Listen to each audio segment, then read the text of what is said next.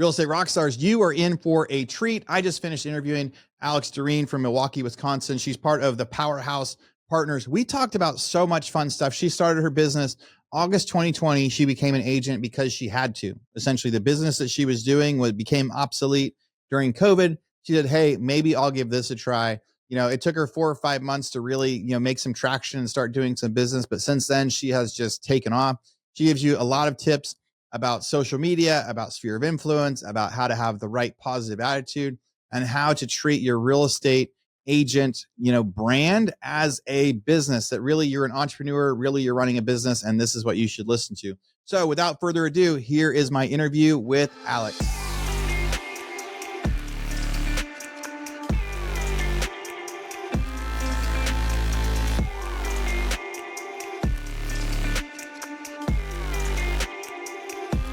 Hey, Alex, how are you? I am good, Aaron. How are you today? I'm doing great. I'm glad we could get you on the show. I've been trying to get you on here for a while. You're one of the 30 under 30 out there, part of Realtor and Realtor.com postings. I always love to get to interview all of you guys and gals because there's something special that you have going on out there. But as we get started, how do I say your last name? Derenne. Derenne. All right. So Alex Derenne, where are you from, Alex? I'm Milwaukee, Wisconsin, born and raised. Born and raised Milwaukee, Wisconsin. How long have you been in real estate? I've been in real estate for 4.5 years now. I started in 2020, that'd be August. Yeah. Okay. That's a wild time to get your license. What made you want to get into real estate? Well, I actually used to be in hospitality sales. My job was to sell event venues at the Harley-Davidson Museum. Super fun, really cool venue. Got to wear leather jackets and jeans to work every day. Couldn't be better. Super cool. But when the pandemic hit, events, they went goodbye, right? We no longer needed to get together for weddings and corporate meetings and such. So I actually was unemployed for a while and lived the unemployment life and decided to give real estate a try. It sounded like it could be fun. And here we are 4.5 years later and no looking back, no regrets. Yeah, that's really interesting. So it was more like, hey, you needed to find something new. If COVID hadn't happened, you might still be working in hospitality somewhere, selling booking events. Like that's what you were good at. And so then during that time, you were like, hey, what is working? And so you thought, hey, let's go give that a shot. So what is something that you wish you would have known when you first got started? Meaning like, because when you signed up to do it, it sounds like you're like, hey, I've heard about real estate. Let's do it. Like, what did you think it was going to be like? And what was it like when you got started? Yeah, that's a great question. Because when I chose, like, let's try real estate, right? I wrote down every single thing I did at my job at the Harley-Davidson Museum that I loved. And to me, it looked like what I thought a real estate agent does on paper, right? So that's what was the catalyst to make me take the jump. Lo and behold, you get into the industry and you realize it is nothing like what you expected, right? It's not just opening doors and smiling and bonding with your clients. You're running an entire business. Your marketing, your accounting, your bookkeeping, taxes, the bane of my existence. Yeah. You have so many more hats you wear. And I think that would be the one piece that I wish I knew getting into it is it's not just selling houses. It's truly running a business. That has to be like the biggest shift, right? The idea that you instantly become an entrepreneur. And if you're trying to compare it to what's before, you're like, okay, so leads are showing up at the Harley-Davidson Museum and I need to be able to answer these questions and treat them like this. I need to carry myself a certain way. And like, if you're watching HGTV, that's the part of the real estate agent you see. And so it makes a lot of sense.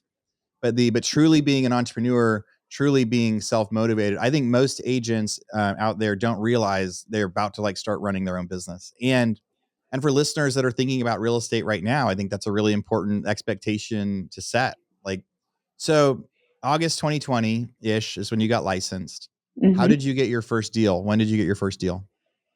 My first closing, I actually had 3 in a week, which was pretty fun, but that was not until December 2020. So it took me about, 5-6 months there to actually see my first paycheck. And where did those leads come from for your first paycheck? There were a lead from my office. Thankfully, I was in the office one day. Very rare to see me in the office, but I was there and got someone that called in.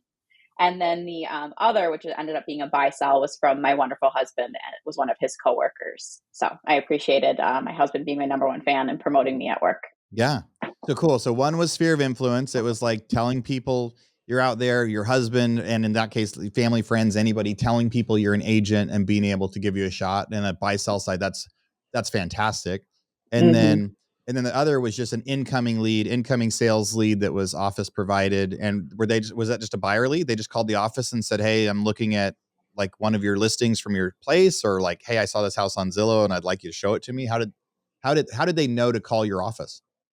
Yeah, so they actually called on us. It was a seller. So she called in. She was interviewing local firms, and the Remax office at the time, I was a Remax agent, was down the street from her house. So she interviewed myself, a Keller Williams agent, and I believe a First Weber agent. And I am friends with the agents today that I beat out on that listing. And I like to give them a little elbow in the side now and then, just a reminder that a brand new agent was able to take a listing from someone that had been in the business for a while. So it's kind of fun to, just poke fun at them.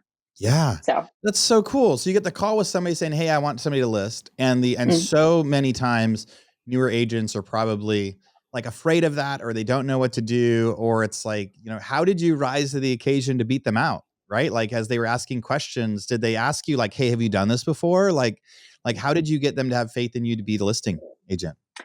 I think what agents, they get nervous, right? Well, that question, have you done this before? What's your sales record? But if you focus on the person on the other side of the table, get to know them, get to know their story, and make it all about them, that fear, that anxiety, and even those questions don't come up. You've built that relationship and that trust as you as a human being and a business professional, but they're not necessarily concerned with your track record. But as long as they know you are there for them, you will win that sale. Yeah. I think that's great advice. So first year took you 4 months. You started getting some deals. What did 2021 look like for you? So 2021 then took off. I did about 10 million in 2021. So just really dove into the process, started sharing what I was doing on social media day after day after day, and in a very genuine way. It wasn't, hey, I'm dancing on Instagram. That's not me. No, no disregard or disrespect to anyone that does that. It's just not my personality. But just me sharing genuine advice: how to take care of your home, how to prepare to buy, what I'm seeing out in the market. And as I really worked my sphere of influence through social media, those started turning into leads for me and people that trusted me to help them purchase and sell their homes. So 10 million in 2021. I mean, 2021 was a smoking year for a lot of real estate markets. A lot of transactions were happening. A lot of Mhm. people were buying and selling. What's your average sales price roughly up there? Because if you did 10 million, like how many closings was that? So the average sales price in my area is 325,000. My average sales price is 440,000. Cool. So So, you did like 25 deals, 2021, yep, 25, I do about 2025, typically sorry. I do about 25 a year. Yeah. Awesome. And so if somebody out there right now, so when you first started your Instagram page and you started Mhm. growing through that, was it your personal page that you just like kept adding questions onto? Did you do a specific real estate one? Um, yeah, how'd you Yeah. do it?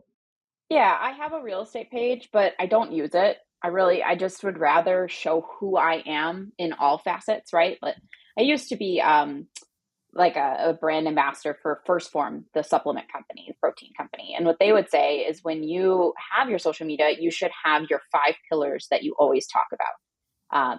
It should be business related. For me, it was business, health, family, hobbies, and traveling, right? Those are my five pillars. I don't post about anything outside of those pillars. And that way, when you're trying to engage an audience that genuinely wants to work with you, connect with you, it's people that are gravitating towards what you're interested in. So they feel like natural friends right from the moment you actually meet in person. I have never heard anybody say that before, but I think that that's probably something that like everybody out there can listen to as they're trying to grow social media and really grow social media for their business, right? So, because most new agents do have some form of social media somewhere. And so you chose five pillars. You said, "Hey, all my posts are going to be about one of these things." And Mhm. I'm guessing you're going to try to balance them so they're sprinkled in. So by the time somebody sees the real estate one, they're already like, "Oh, I already like this gal because we traveled to the same place," or she does like essentially they're learning about who you are, and then they see the real estate, and that's like they already relate to you. Um, and so the how long was it? Was it hard for you to figure out what your five pillars were, or was it kind of natural? Like you're like, oh, I already do this. It was incredibly natural. It's just writing down who you are. For me, real estate business was one, fitness was two. That those are easy. Those are every day in my life. I'm doing those. Then you've got my husband and dog. That's my family. That's there. My husband and I, we love to cook and drink wine. Like that's our hobby. It's oxymoron to fitness, but hey, it's what we do. Yeah. And then we love to travel. So it was so easy to just talk about the things you're passionate about. I could have added a pillar of something that I don't really have that much affinity to, but it wouldn't come off as genuine, and it's not me. And all of my clients who have met me and spend time with me, we stay friends. So I don't want them to have a false idea of my persona. I want them to know the real me. Yeah. Well, that's so cool. I mean, listeners that are out there, I would challenge you to try to do that. That's something I'm going to do after this call. Really, I mean, I love social media. I've grown a lot of social media stuff, and I want to see how many I really have. Like, what are the categories? What do I really do? That idea of five pillars to focus on and rotate who you are as a person. I think that's probably really good advice, and most people should do that. Now, and then so 2021, when you started that, do you remember how many like followers or connections you had on social media before you started using it to grow your real estate? I was probably somewhere around 600 followers. Inconsistent posting, not really using it. But the pandemic was this beautiful thing, right? We all Yeah. lost the ability to connect in person. So it forced us all to start connecting on social media. And although I know the pandemic was hard in a lot of ways for a lot of people, for the most part, I don't know anybody that wouldn't tell me they're better off today. The pandemic forced them into a new way of living, a new way of thinking. For me, it was a career in real estate. And then from social media standpoint, right, I'm reconnecting with people I haven't spoken to in 10, 15 years from high school and just able to catch up with them because I had the time and I had the platform to do it, which is a big catalyst into my real estate boost was reconnecting with my old roots, which I would not have done had the pandemic not forced us to all slow down and connect digitally. Yeah. Yeah. I met so many people during 2020 and 2021. I met so many people online that became really close friends that I like travel with now and hang out with. And it really is funny as you say that. So um, as people are out there thinking too, like as they're getting started, if you're a new agent and you want to see if social media might work.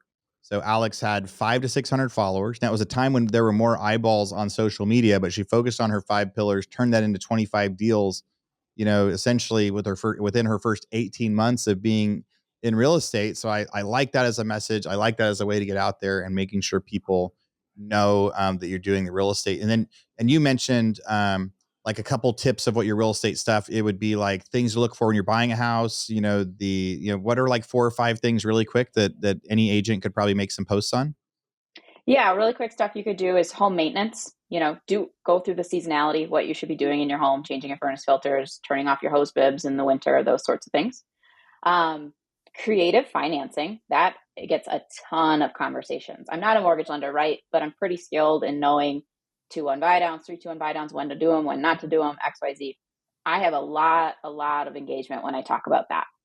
Um, Show the fun stuff, right? When you show a listing, sometimes there's some odd stuff in there. Grab a picture, grab some engagement, or do a poll. If you're going to renovate your own house or you're a flipper and you want to, see what color floor people like, put that out there and let them interact with you. I build custom luxury homes, and all the time I'll put down pieces of flooring and I'll take a picture and say, what do you like more? Because I do want to see the trend, but it also gives my followers a chance to engage with me and feel like they're helping build that home. And I feel like they really love that. Yeah. So you said something there that I think your story is going to completely jump now, right? So 20 in 2020, you were doing tours at Harley Davidson, said, "Hey, I want to get into real estate." You posted on social media, you quickly became successful. You did 25 deals. And then you just said, "I build luxury custom homes now and I sell that." How did you go from Alex the new agent to Alex the custom luxury home builder? Yeah, that's a real fun story, and I'll try to keep it concise to be respectful of these listeners here. Honestly, as newer agents in real estate, be a sponge. Don't say no to a single opportunity. There is always a moment to learn. So for myself, my father-in-law wanted to start building homes and selling them. And he was just the financing side, and he partnered with a small boutique builder. And they asked me to help them design them. I have no design experience, none whatsoever. But it was being that sponge, going to every home inspection, listening to inspectors, hear what they're saying, what to be watching for during homes, so that way you can avoid issues. I can relay that now to the builders. Then sitting with interior designers, what are you seeing? What's the trends? Interviewing them and asking, how can I support them? Because our clients need interior designers too once they close. So exchanging that wealth of knowledge so that way I could apply it to the building sphere. And then, just generally going through new construction spec homes, talking to those sales reps, understanding what the process is and putting those pieces together. So the more you can take that time to self-teach and self-learn, the more credible you are going to be in the future when that opportunity arises to partner with a builder like I was very fortunate to do.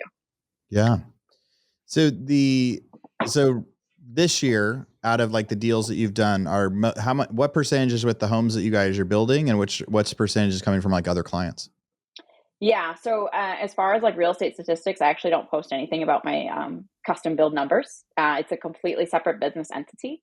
Okay. It has nothing to do with MLS. So all that, but I am very fortunate that I this year have designed and signed contracts on, I believe after tomorrow, it will be 6 custom homes, and they're in the $1 million to $2 million price bracket. Very beautiful homes for our area.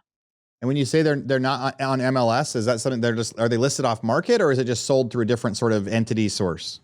Well, if you think about it, right, to be listed on MLS, it has to be a sellable piece of land, right? So the land piece is what the real estate license does. When I turn into a custom home builder, now I'm selling a product. The house is going to go on your land. So it's not a real estate sale at that point. Oh, got it. Yeah. So Yep. so it's just a GC. So it's like if somebody goes to a contractor, says, "Hey, I want to build this house," they go get a construction loan, they go through the design, they go build it. They've already bought the land, but then they're doing that transaction. Yes. So I represent the GC and I get to do the sales, and it's incredibly fun. I've got a great team and love it. Yeah, I've never heard of a GC actually hiring an agent to do the sale. Usually it is somebody in the GC company. Um, I own a large construction company, and so we build custom houses. Plus we're probably the biggest developer in Austin. So we build out neighborhoods in downtown Austin, and we sell them. So we have our own sales teams and things that run it. And some is inside sales, some is outside sales. But I think it's really smart that builder partnered with you on that, because yeah, doing the sale of like, this is how I grew up in home building, and my dad was the guy that was the GC, but he would have to go do the sale. He would be the one convincing people of what to buy and how to manage it. And it probably wasn't his best focus. So that's really cool. So, and then very first you said you started with Remax. Real Estate Rock Stars, it's Sarah Denig, and today I'm telling you the holidays are over. If you are still nursing that holiday hangover and your whole goal for the year was just survive this season, it's time to level up. Come join us March 4th through 6th in Austin, Texas. This is a life-changing experience where people are so open.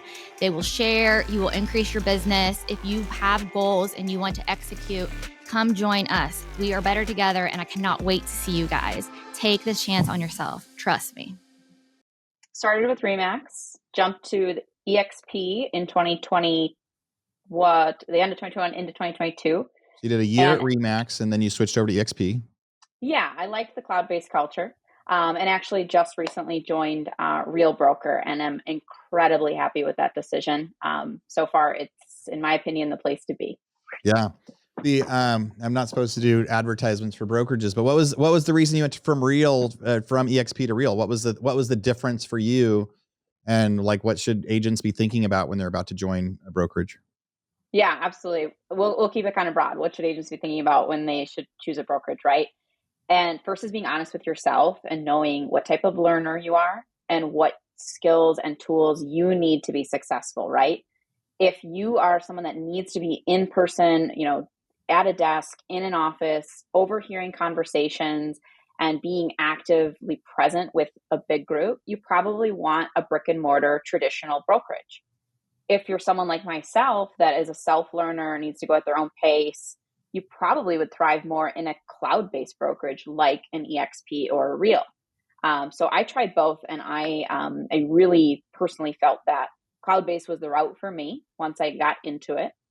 The reason I left EXP and jumped over to Real, I have no ill will against EXP. It was an incredible place. But I was incredibly blown away by the ability of how I could structure my business at Real. There was a lot more flexibility to me as an entrepreneur and the choices I wanted to make that was best for me and my agents. And in addition to that, their technology is out of this world. It is incredible, and it's so user-friendly. And as a 30-year-old millennial who's not great with technology, I will admit it, that I was able to be onboarded in 1 hour and split my transactions and all my files, in 45 seconds. It's incredible. Cool. So tell the listeners what is 30 under 30? Because as I introduced you, I'm like, hey, this is a huge deal. I love getting to interview our 30 under 30 people. But for anybody that doesn't know what that is, what is it? Yeah. So 30 under 30 is a recognition given by the National Association of Realtors. So you apply, and in your application, it's about 12 essay questions where you're explaining who you are, what you bring to the real estate community, what you bring to your general community, and then a little bit about yourself and your sales and all the business side. But a big focus of it is that community aspect. So I'm so honored to be in this group of 2024's class. We have an incredible group of 30 individuals, and the classes that preceded us are incredible as well. We meet every year for a conference where essentially we bring all of our big ideas and we sit down and we swap, change, poke holes in each other's plans and just grow together. It's an incredibly collaborative space. So to be honored with this recognition is incredible, and it showcases not only your value to your own business, but also instilling back in the real estate community, which I think is a very big driver of success in real estate, is being willing to give back to the real estate community itself and not just think about ourselves. Yeah. And so why do you think you got picked? So, trying to stay humble, right? There's people nationwide, tons of people apply, 30 people in the whole country get accepted, right? Yeah. So it's not because you're average. So there's plenty of times you've been humble, but this is one of those moments to go like, how did you get picked out of thousands of people as one of the only 30 in the country? Yeah, I'm very passionate about giving back to my local realtor community, and I think that was very evident in my essay answers. So I have served on our associations in board positions. So I was on our Milwaukee Women's Council of Realtors as the events director. I was on our YPN board as the vice chair, and now I am on the YPN board again as our chair. I dedicate almost 40 hours a month to volunteer time. I am so incredibly proud of my YPN group. We were able to raise and donate $40,000 to a local charity last year, and we are all unpaid volunteers. I mean, the passion this group has, I'm just so privileged and honored that they chose me to lead them in this success. They are an incredible group, and that, to kind of wrap up my rambling, is a big part of why I believe I was selected into 30 under 30. Sales and business, absolutely, those track records are there. But my passion for our real estate community, making our outer community a better place is top of mind all the time. Yeah. So it really is a combination of those 4 or 5 questions you said they ask you, right? Like at a minimum, everybody that's out there has to be a successful real estate agent. Right. And then plus you're pretty versatile, and you've got that plus the home building, plus the other companies. And then also the giving it back and being involved. What is your favorite part about real estate? It's a very specific moment. So I used to be a wedding planner, right? I sold wedding venues. I would help the clients through the wedding planning process. Now I'm taking, most of the time I'm taking couples through homes. And there's this moment where them as, spouses look at each other and realize this is the home they want. Like, they're going to put an offer in, they see their future here, and their entire body language changes. Their eyes get a little sparkly to me. Everything's different. And I have goosebumps just thinking about it. That moment is my absolute favorite part of real estate. That gives me chills as you say it, right? Like when it's so before when you did wedding planning, I'm sure that moment was like when they walk off at the end of the ceremony, right? Like they get married, it's great. They head out like and they're like, "Thank you so much. It was an amazing day." Right? Like Mhm. and then you're like, "Check." Like what a big thing. Or maybe it's like during the vows, but there's those moments. But I think any agent out there that has had success has seen that moment, but then realizing, yeah, the moment that they say, because in order for a couple to say, I want to buy this house, right? Like they're doing planning of kids or the dog or where they're going to read their book or where they're going to drink their coffee. Like they're like picturing their lives in this house and realizing that a high percentage of their life is going to be lived there. So I'm going to keep my eye out for seeing when the body language changes to go like, that's the moment that those people know. So that's definitely your favorite part. I think that's awesome. You've had a lot of experience now over the past 4 or 5 years, right? Like at least 100 listings or at least 100 deals if I've done the math right. What is something that you think is lacking in real estate or something you think needs to change over the next couple of years? We've seen a bunch of regulatory changes over the last year. Most people are pivoting pretty well of that. But what do you think is next for real estate? Yeah, that's a great question and something I'm incredibly passionate about, and actually just launched an entire new business based on this question. So, my business partner and myself, we launched what's called the Powerhouse Partners. What I want listeners to think about this as is a community. It's a community that is going to teach real estate agents how to be successful entrepreneurs. I personally think the real estate industry is designed to fail from the eyes of a beginning realtor. I don't know if you feel that way at all, Aaron. I just don't think it's supporting you, right? Yeah, well, it's especially when it comes to the entrepreneur part of it. It's not talked about enough. It's really set up in a way like at the entry level is like, hey, come work for us and like work under us, and that's how it used to be. But now, like with all these remote systems and people not being in the office anymore, the old structure changed. The old structure was a certain way, and the new structure, yeah, it's not based for people to be able to succeed. I agree. With respect to those that run successful teams, congratulations. But having been on a team, you know, if you have a driven agent like myself who is going to be that sponge and be capable and want to do better and better continually, they will eventually outgrow your business. And that is what happened with my team lead and I. We're still very good friends to this day. She taught me so much. I appreciate her, but I outgrew the need for her. And I outgrew the need to invest into her, if you will. Um, and I think that this traditional team structure with the way cost of living has changed and life's expensive. What needs to happen in real estate is an entire shakeup of the community where we are teaching real estate agents how to be successful entrepreneurs, grow, scale, and maintain your business, because real estate's about this much of it, right? Once you understand how to do a listing, how to write an offer, how to negotiate, it eventually becomes rinse and repeat. You can do it in the back of your mind. There's a few variables that change per transaction.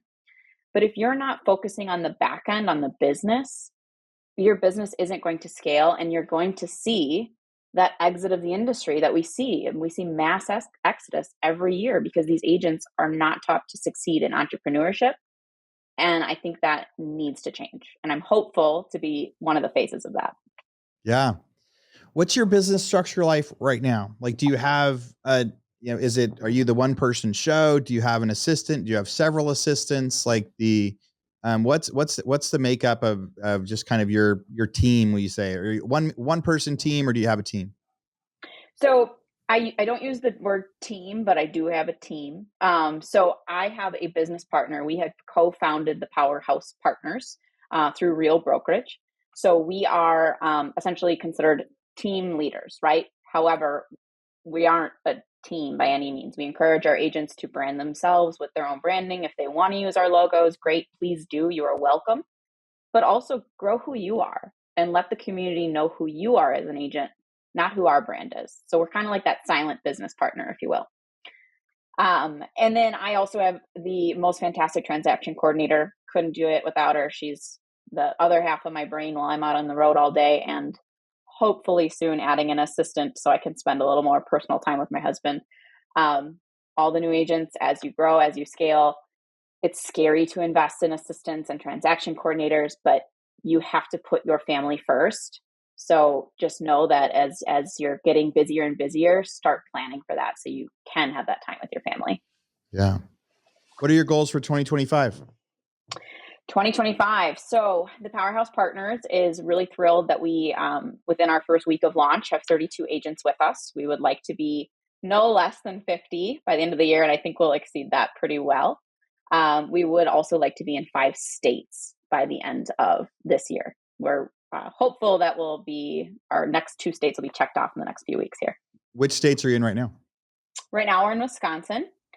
We are entertaining conversations with a few partners in North Carolina, South Carolina, and Illinois. So just waiting to see if those come to fruition, or if maybe any listeners on this call are interested in hearing what the Powerhouse Partners has and what we'll bring to you.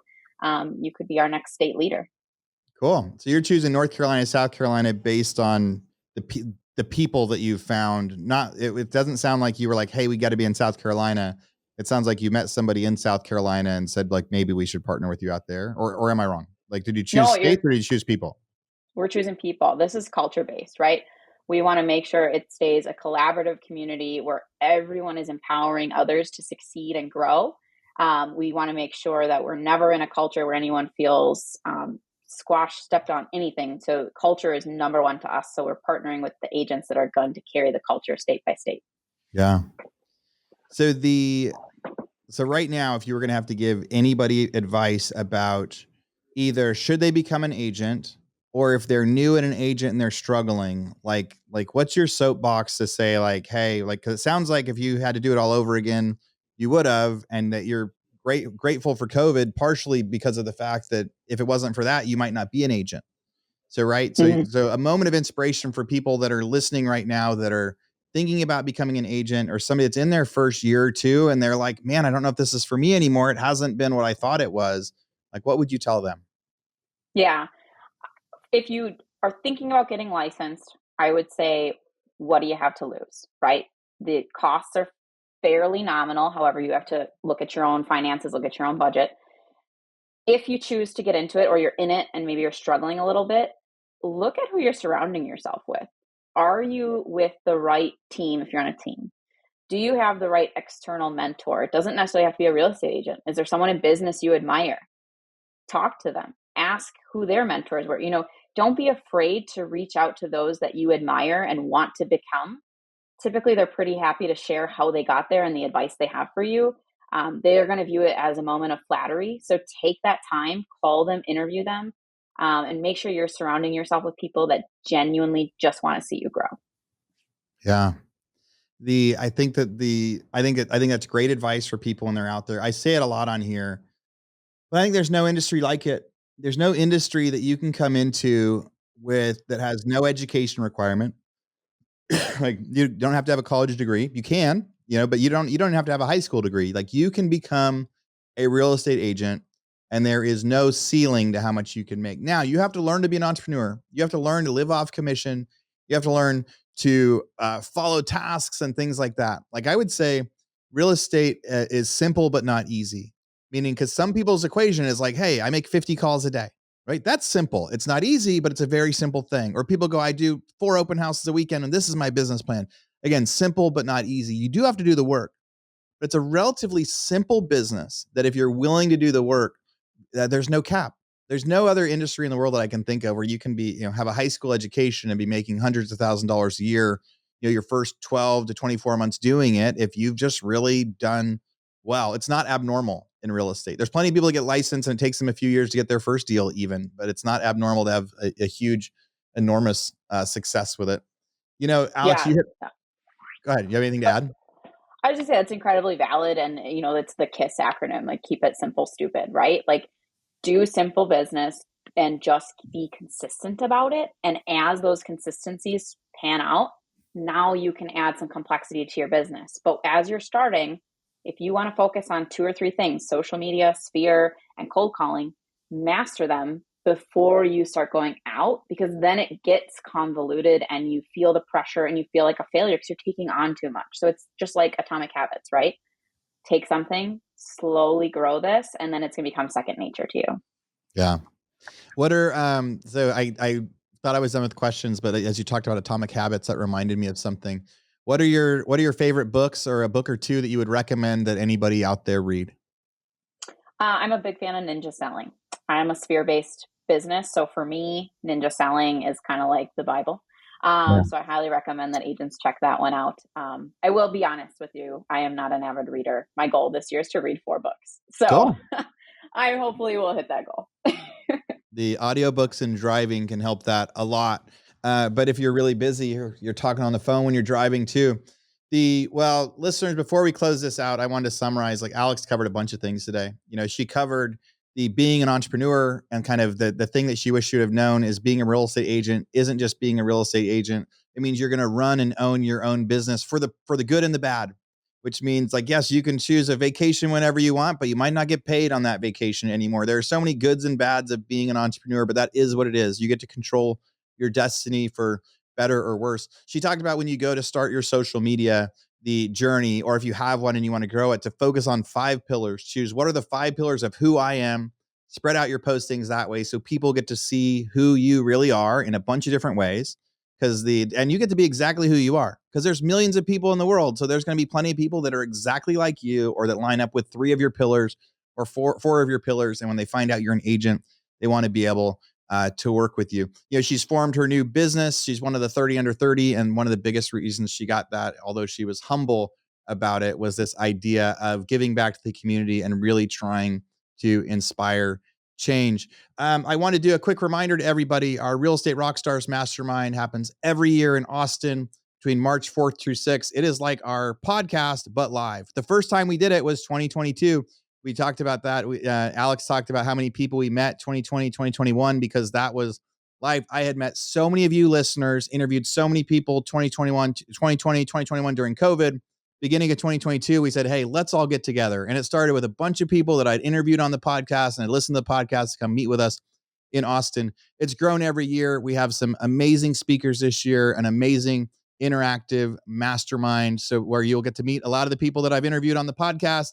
Maybe you'll get interviewed and everybody gets to provide value. If you want to learn more about that, I think we've sold over 100 tickets. I max out at 120. We take the whole South Congress Hotel in Austin. We've got every room for 3 or 4 days leading up to South by Southwest. So if you're an agent and you're thinking about joining us, it's realestaterockstarsmastermind.com, or find me on Instagram at Aaron Muchstegui.